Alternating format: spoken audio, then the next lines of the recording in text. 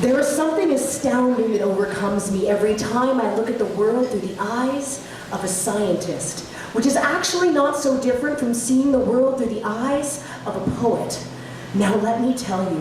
when I look around me, I see that our universe is so beautiful, and every day I cannot help but be filled with a wonder knowing that we here on Earth are connected to millions of galaxies and astronomical experiences, and the overwhelming feeling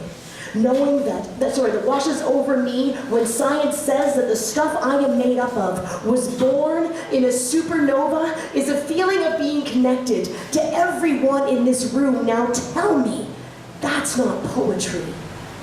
I have always been one who cannot help but take in my own experiences with the eyes of the poetess and the scientist, the eyes of someone who has always been perceiving, watching, analyzing, and asking questions in order to learn, test, and apply what I have sought out and discovered in an attempt to come to peace and contentment with the hows, whats, and whys of the world around me and of the world inside of myself.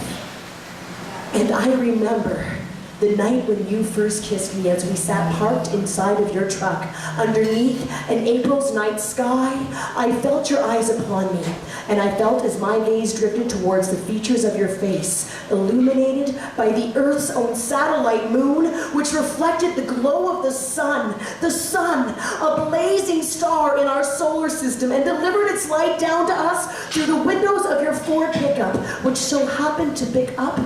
the muted colors of your face and filtered those colors through rods and cones of my eyes while our bodies were drawn together like magnets as the space between us begged to be taken and filled.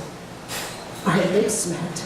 and a symphony of miracles occurred in the space of the moments that followed. Atoms that had traveled from the center of our universe propelled by the Big Bang were reunited within a tiny space between my lips and yours, passing back and forth between us, blurred at an atomic level.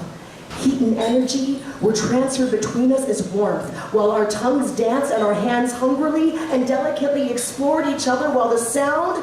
of our breathing and the steady, excited beating of our hearts was unconsciously recorded by both of our brains to be stored within our muscles, to be studied and interpreted into unknown depths of ourselves.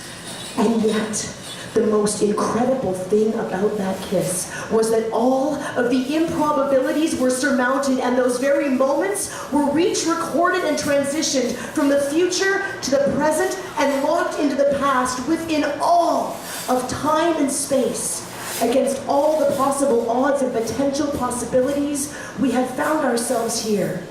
It was through a series of so many theories that everything in the universe had aligned itself and brought us to that moment. An epiphany within a kiss, experienced through the eyes of a scientist. Now tell me,